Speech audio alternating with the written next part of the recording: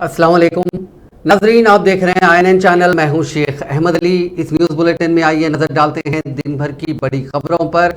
मुनुगुडु assembly ज़मीनी इंतखाब के लिए आज नोटिफिकेशन जारी करने के साथ ही पर्चे नामजदगियां दाखिल करने का आगाज हो गया, जो 14 अक्टूबर की दोपहर 3 बजे तक जारी रहेगा। 15 अक्टूबर को पर्चे नामजदगियों की जांच की जाएगी। 17 अक्टूबर को पर्चे नामजदगियों से दस्तबरदारी की आखिरी तारीख मुकर्रर है, जबकि 3 नवंबर को इलेक्ट्रॉनिक वोटिंग मशीनों के जरिए राय दही होगी और 6 नवंबर को नतायज जारी किए जाएंगे। नलगुंडा तहसीलदार ने बताया कि इंतखाबी ज़ाब्ता अखलाक पर सख्ती के साथ अमल किया जाएगा और इंतखाबात को पुरअमन बनाने के लिए तमाम तर इंतजामात किए जा रहे हैं।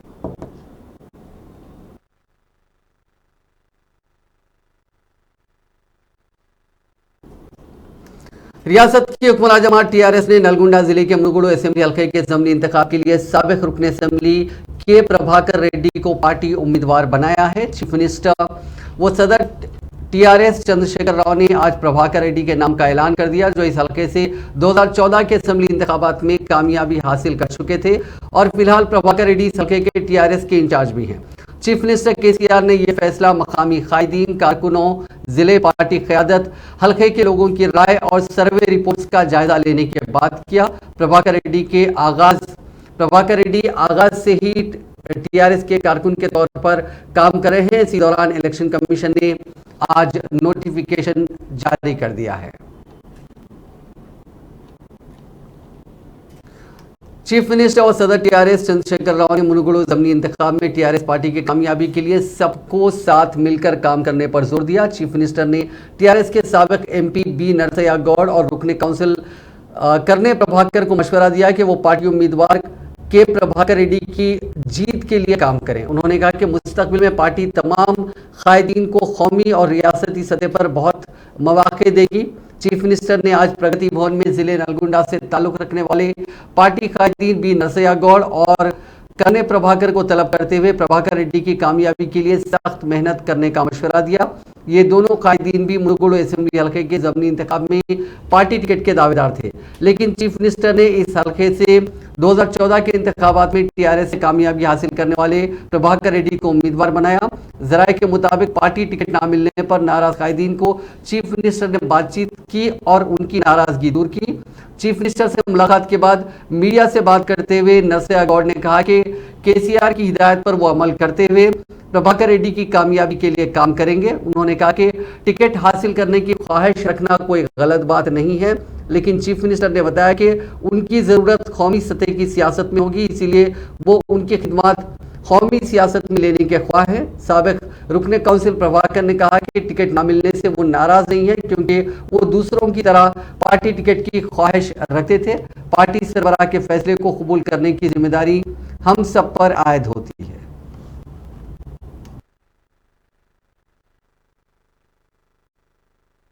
విశేష అనుభవం ఉంది పార్లమెంట్ లో.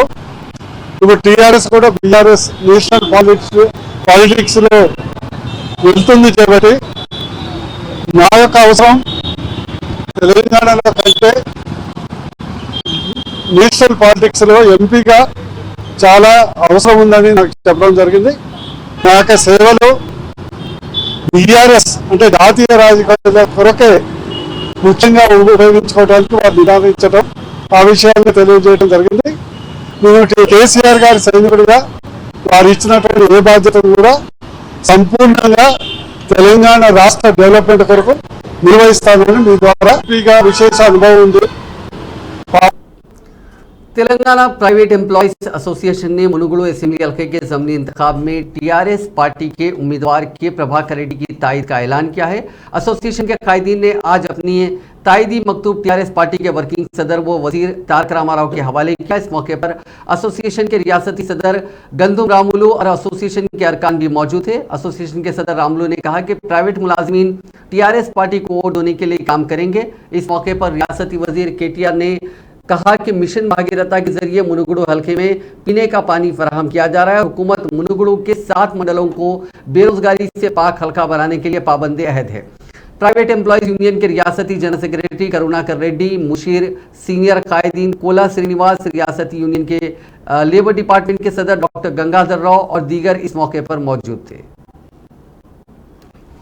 हल्का असेंबली मुनुगुरु, जहां 3 नवंबर को ज़मनी इलेक्शन के तहत वोट डाले जाएंगे, वहां गाड़ियों की चेकिंग के दौरान पुलिस ने एक कार से 13 लाख रुपए जब्त कर लिए। ज़मनी इलेक्शन के सिलसिले में हल्के में गाड़ियों की तनखी का अमल जारी है। इस दौरान पुलिस ने गुडापुर के मुकाम पर एक कार से 13 लाख रुपए बरामद किए।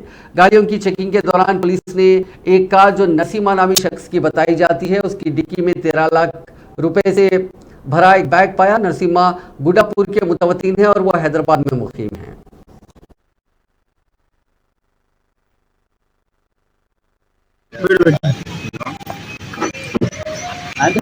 మాట్లాడుతురండి బయట పెట్టండి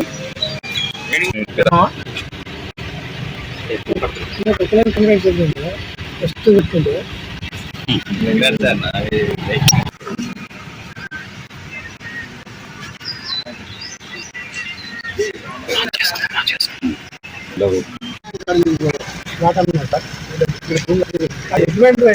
ఇప్పుడు మాలో మీరు భూమి అమ్మి ఉంటారు కానీ తీసుకో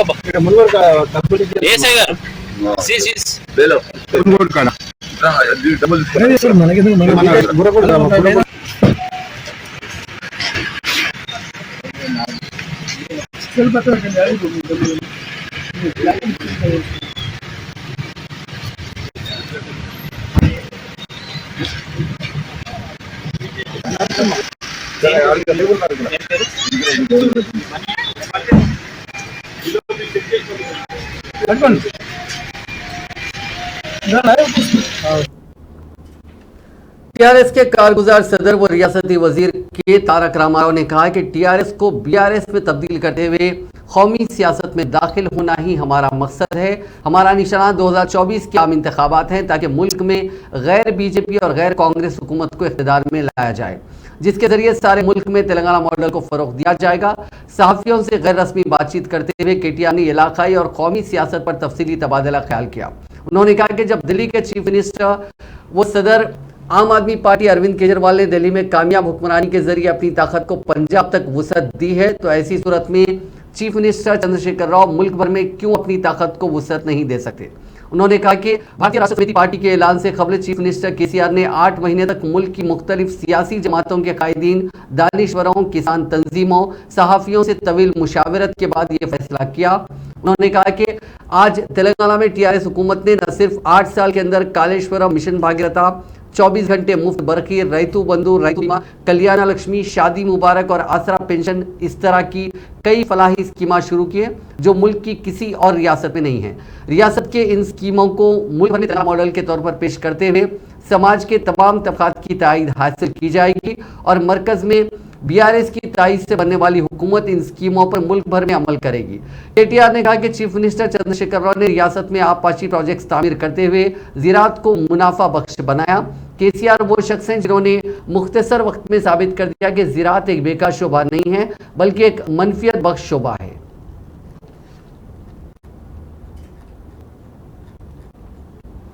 वज़ीर फाइनेंस टी हरीश राव ने कहा कि चीफ मिनिस्टर चंद्रशेखर राव की दूरअंदेश और मुदब्बिराना क़यादत में तेलंगाना मुल्क की दूसरी रियासतों के लिए मिसाल बन चुका है। आज दुब्बाक में पार्टी कायदीन और कारकुनों से खिताब करते हुए उन्होंने कहा कि एक वक्त था जब तेलंगाना पसमानदगी की अलामत तस्वुर किया जाता था, अब हालात तब्दील हो चुके हैं। 2-2 फसलें काश्त की जा रही हैं, किसान परेशानियों से बाहर आ चुके हैं, खुशहाली का दौर दौरा है।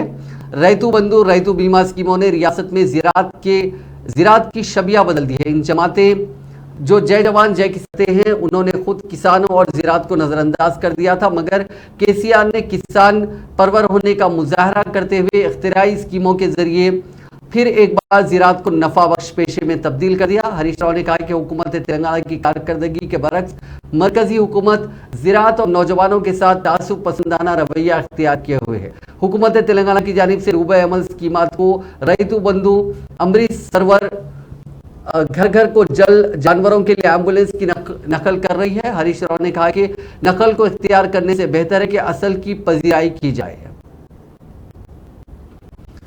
वज़ीर पर की जगदीश रेड्डी ने कहा है कि मुल्क में गैर मौलाना इमरजेंसी नाफिज है। मरकज में बरसर इख्तियार बीजेपी अपोजिशन जमातों की आवाज दबाने के लिए दस्तूरी इदारों का गलत इस्तेमाल कर रही है।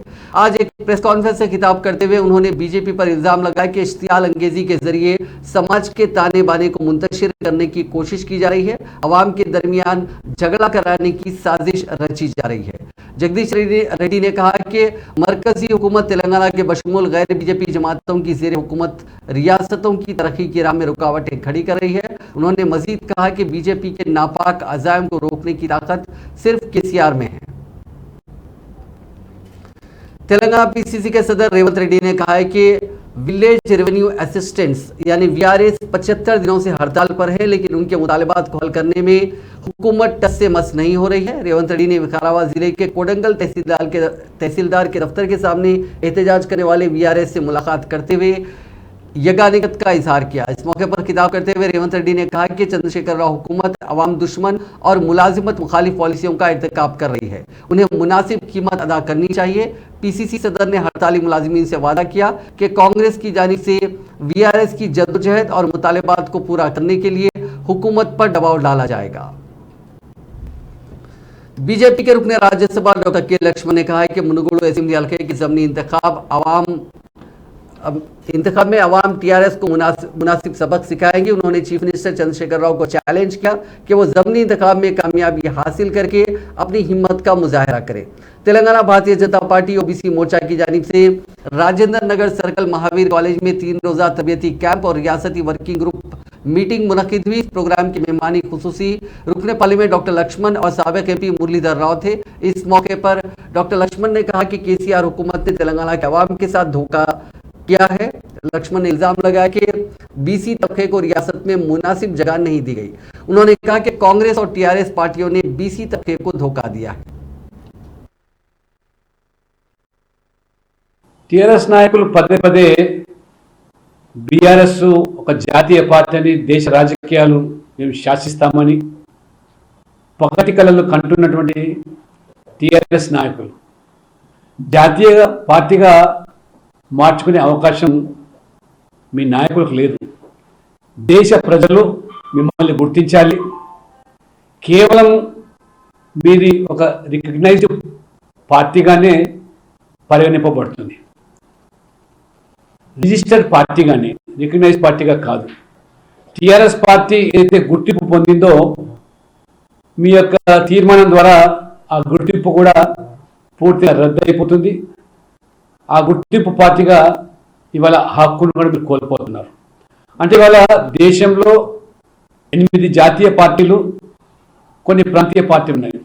ఇప్పుడు మీరు చెప్పే బీఆర్ఎస్ పార్టీ అది ప్రాంతీయ పార్టీ కాదు, జాతీయ పార్టీ గుర్తింపు కూడా నోచుకోలేదు। మీరు వచ్చే ఎన్నికల్లో పోటీ చేసి 3 రాష్ట్రాల్లో సీట్లు సాధించి, కావాల్సిన సీట్లు సాధించి, దాదాపు 4 రాష్ట్రాల్లో కావాల్సినటువంటి ఓట్ల శాతం మరి పెంచుకున్నప్పుడే ఎన్నికల కమిషన్ మీకు జాతీయ పార్టీ హోదా ఇస్తుంది। అంతవరకు మీకు ప్రాంతీయ పార్టీ హోదా లేదు, జాతీయ పార్టీ హోదా అసలే లేదు।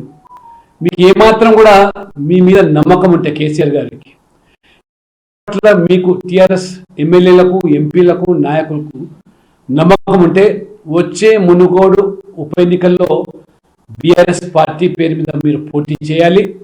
అంతేకాకుండా ఏ టీఆర్ఎస్ పార్టీ పేరు మీద మీరు గెలిచి తెలంగాణ సెంటిమెంట్ పండించి తెలంగాణ ప్రజలు రెచ్చగొట్టి ఓట్లు సాధించుకుని మీరు అనేక రకాలుగా మభ్యపెట్టారు, ప్రలోభపెట్టారు, హామీలు గుప్పించారు।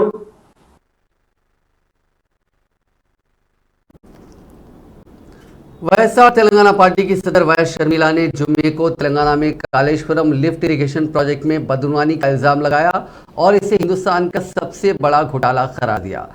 शर्मिला ने इल्जाम लगाया कि 80,500 करोड़ रुपए के प्रोजेक्ट में लगाई गई रकम का बड़ा हिस्सा गबन किया गया है। नई दिल्ली में एक प्रेस कॉन्फ्रेंस से खिताब करते हुए शर्मिला ने कहा कि वो हिंदुस्तान के सबसे बड़े घोटाले को उजागर करने के लिए आई हैं। कालेश्वरम लिफ्ट इरिगेशन प्रोजेक्ट घोटाला सबसे बड़ा है क्योंकि ये सिर्फ इसमें वर्चुअल पैसा नहीं बल्कि फिजिकल पैसा भी है जिसने सरकारी खजाने पर बोझ डाला है। इसमें शामिल मुकम्मल तौर पे जो रकम खर्च की गई वो 1,20,000 करोड़ की है, जिसमें एक बहुत बड़ा हिस्से का गबन किया गया है।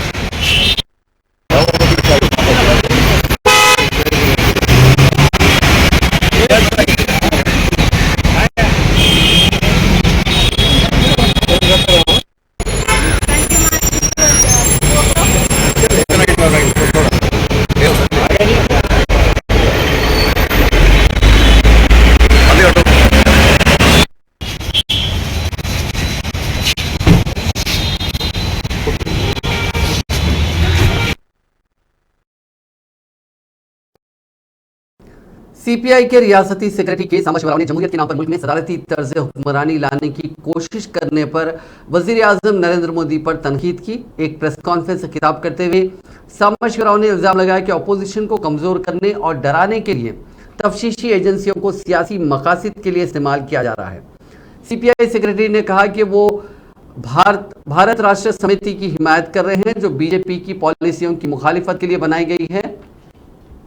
अगरचे के बाद मसाइल पर वो चीफ मिनिस्टर केसीआर की मुखालिफत करते हैं, लेकिन दूसरी पॉलिसियों में एक साथ मिलकर काम करेंगे। उन्होंने कहा कि मरकजी वजीर किशन रेड्डी का बयारम स्टील फैक्ट्री के बारे में तबसरा गैर जिम्मेदाराना है। एक सनद कायम करना मरकजी हुकूमत की जिम्मेदारी है और वो इंडस्ट्री कायम करने में नाकाम होते हैं तो उन्हें इस्तीफा पेश कर देना चाहिए।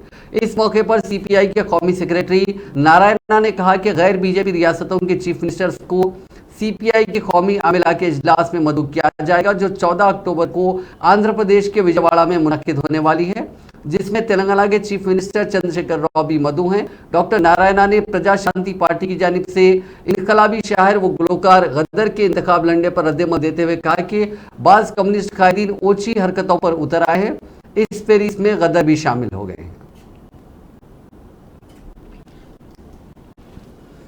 हैदराबाद मेट्रो के मुसाफिरों के लिए खुशखबरी है। मेट्रो सर्विसेज के औकात कार में तौसी कर दी गई है। मेट्रो खिदमात अब से रात 11 बजे तक दस्तयाब रहेंगे। मेट्रो हुक्काम ने बताया कि यह खिदमत इस माह की 10 तारीख से मुसाफिरों के लिए दस्तयाब होंगे। फिलहाल आखिरी मेट्रो रात 10:15 बजे तक दस्तयाब है। इस वक्त मेट्रो को 11 बजे तक बढ़ाया गया है। इस फैसले से मुसाफिर काफ़ी खुश होंगे। वहीं मुल्क में पहली बार व्हाट्सएप के जरिए मेट्रो सफर के लिए टिकट की बुकिंग की सर्विस शुरू की गई है। एलआईटी हैदराबाद मेट्रो रेल के सीईओ और एमडी केवीबी रेड्डी ने इसका बाकायदा इफ्तिताह किया था। कस्टम्स हुकाम ने हैदराबाद के राजीव गांधी इंटरनेशनल एयरपोर्ट पर 3 अलग अलग मामलात में 4 करोड़ रुपए मालियत का तकरीबन 8 किलो सोना बरामद किया है। कस्टम्स के मुताबिक ये रिकवरीज हैदराबाद कस्टम्स के एयर इंटेलिजेंस यूनिट की मालूमात की बुनियाद पर की गई है। उन्होंने चारशुम्बा और जुमेरात को 3 अलग अलग मामलात में 7.5 किलो से ज़ायद सोना जब्त किया, जिसकी कीमत 4 करोड़ रुपए है।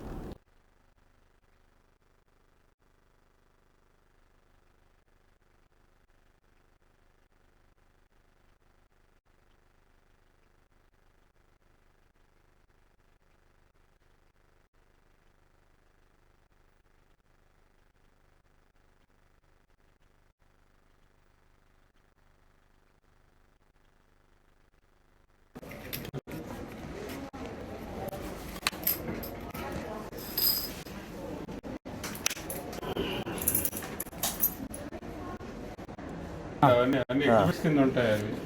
అదే ఒకటి కవర్ తీసి ఓకే ఇవన్నీ ఒకటి కవర్ తీసి అంతే.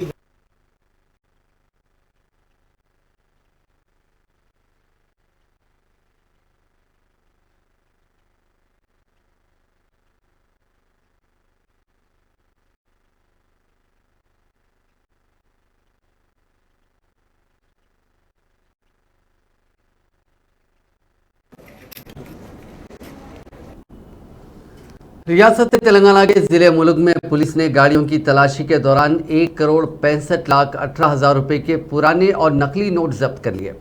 पुलिस ने भद्राचलम से वेंकटापुरम की तरफ जाने वाली गाड़ी को शुबे की बुनियाद पर रोक लिया, जिसमें से ये नोट बरामद हुए। तहकीकात पर पुलिस को मालूम हुआ कि रियासत उत्तर प्रदेश से ताल्लुक रखने वाले एक बाबा ने नागा लिंगेश्वर राव नरेंद्र बाबू नामी अफराद से पुराने नोट खरीदने का मुआहदा किया। उन्होंने बाबा की बात पर यकीन करते हुए हैदराबाद के वेंकट रेड्डी और नवीन रेड्डी से 5 लाख रुपए देकर 1000 रुपए और 500 रुपए के 2 करोड़ रुपए के पुराने नोट खरीदे थे, जिनमें नकली नोट भी शामिल है। ये वो नोट तब्दील करने जा रहे थे, उन्हें पकड़ लिया गया। पुलिस इस पूरे मामले की बारीक बीनी से छानबीन कर रही है। शहर के इलाके राजेंद्र नगर में एक आरटीसी बस ने दहशत मचा दी। सन सिटी के पास बेकाबू बस ने सड़क से गुजरने वाली मोटरसाइकिल को टक्कर दे दी, जिसके नतीजे में एक खातून शदीद तौर पर जख्मी हो गई।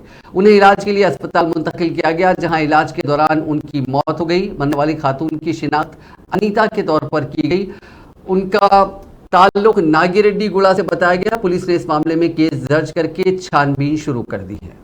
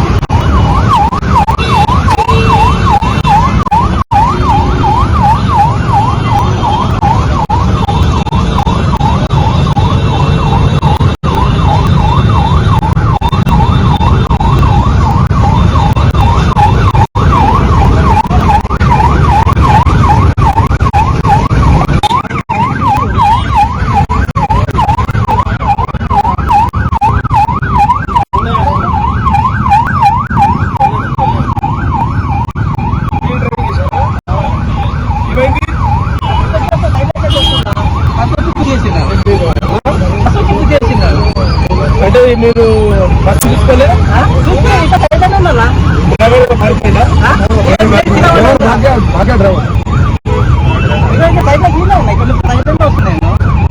కాదు, మరి మీరు చూసుకోకుండా ఎట్లా చెప్తా?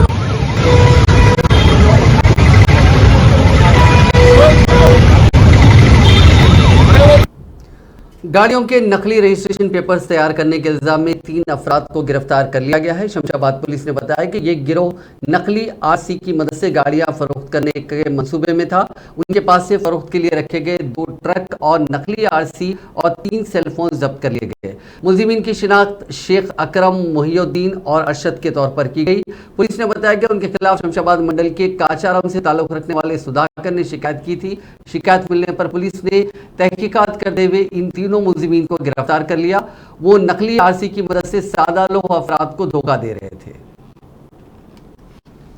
हैदराबाद से ताल्लुक रखने वाले 2 नौजवान कालेश्वरम में गर्क हो गए, जो दुर्गा मूर्ति का विसर्जन करने के लिए गए हुए थे। 19 साल विनोद और 20 साल पवन रामनगर मुर्शिदाबाद से दुर्गा की मूर्ति का विसर्जन करने के लिए मकामी अफराद के साथ भोपालपल्ली महादेवपुर के पास कालेश्वरम में दरियाए गोदावरी आए हुए थे।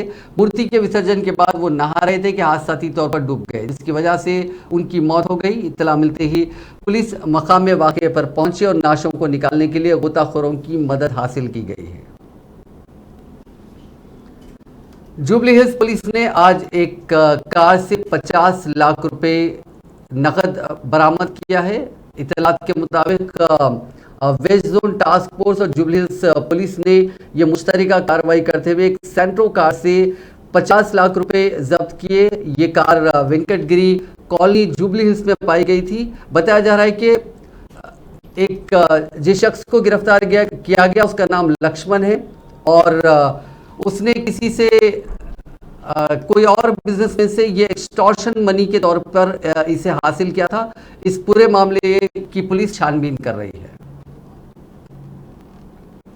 दामाद के लिए ससुराली रिश्तेदारों ने 125 किस्म के पकवानों के साथ दावत का एहतमाम किया। रियासत आंध्र प्रदेश के विजयनगरम जिले के चैतन्या और विशाखापट्टनम की निहारिका की शादी अगले साल 9 मार्च को तय पाई है। धूमधाम से उनकी मंगनी हुई। मंगनी के बाद ससुराल वालों ने अपने दामाद को दशहरे के पहले त्योहार पर मदऊ किया और मुख्तलिफ पकवानों से होने वाले दामाद की तवाज़ो की गई। 95 पकवान बाहर से मंगवाए गए, बाकी दीगर पकवान घर में किए गए। इतने सारे खाने देखकर दामाद हैरतज़दा रह गया। वो उनमें से कई पकवान के नाम से तक वाकिफ नहीं था। कबरजी भीमावरम में खातून ने संक्रांति के मौके पर अपने दामाद के लिए 125 पकवान किए थे।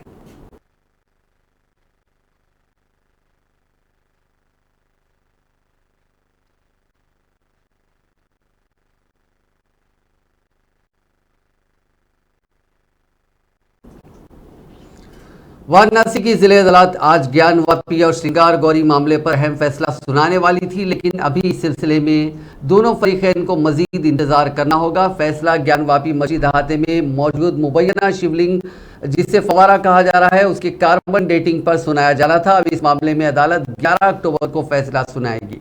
दरअसल ज्ञानवापी मस्जिद सर्वे के दौरान वजू खाने में शिवलिंग की तरह एक पत्थर मिला था, जिसे हिंदू फरीक ने विश्वेश्वर शिवलिंग होने का दावा किया था। हालांकि मुस्लिम फरीक का कहना है कि वो फवारा है जो अरसे दराज से बंद है।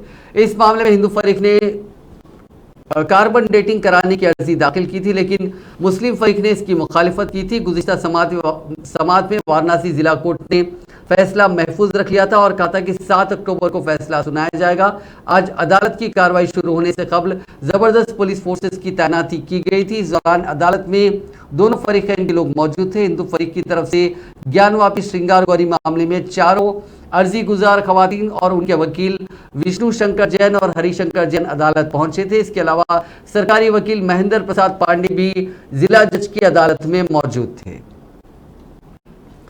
कांग्रेस के साबिक सदर राहुल गांधी ने भारत जोड़ो यात्रा के 30वें दिन जुमे को आंजहानी सहाफी गौरी लंकेश के खानदान समेत कई दूसरे लोगों के साथ पदयात्रा की और कहा कि दो हिंदुस्तान को एक मुल्क में कबूल नहीं किया जाएगा। राहुल गांधी और दीगर भारत यात्रियों ने सफर के 3020वें दिन मामूल के माफ कीजिएगा इन सभी भारत यात्रियों ने 3020 किलोमीटर से ज्यादा का फासला तय कर लिया है। आंजहानी सहाफी गौरी लंकेश की वालदा इंदिरा लंकेश और बहन कविता लंकेश ने कर्नाटका के मुंडिया जिले में राहुल गांधी से मुलाकात की और फिर सफर पर कुछ फासला तय किया।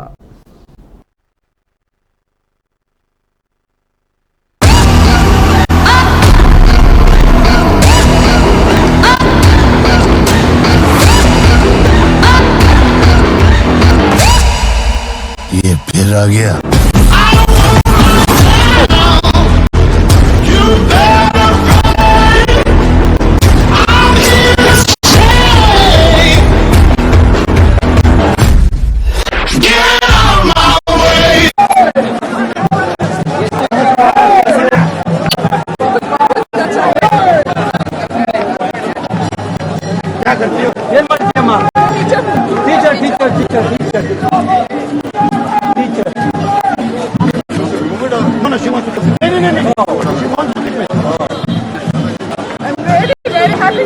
What teacher are you? ಯಾವ subject?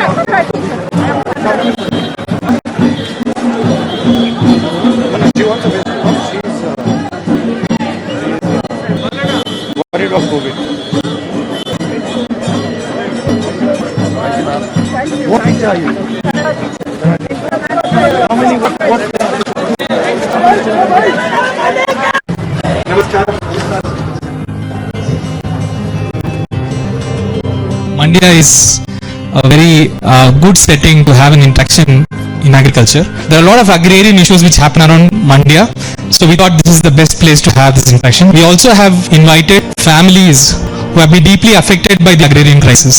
More concentration is given towards production of the agriculture products, and equally that much of importance is not given to marketing. The main cause of suicide is farmers are consistently not getting profitable price for so many reasons. The main reason what we have identified is we are deprived from fair trade. ನಾವು ಮಾಲ್ಗಾರ್ನಳ್ಳಿಯಿಂದ ಬಂದಿದ್ದೀನಿ. ನಮ್ಮ husband ಹೋಗಿ 4 ವರ್ಷ ಆಯ್ತು.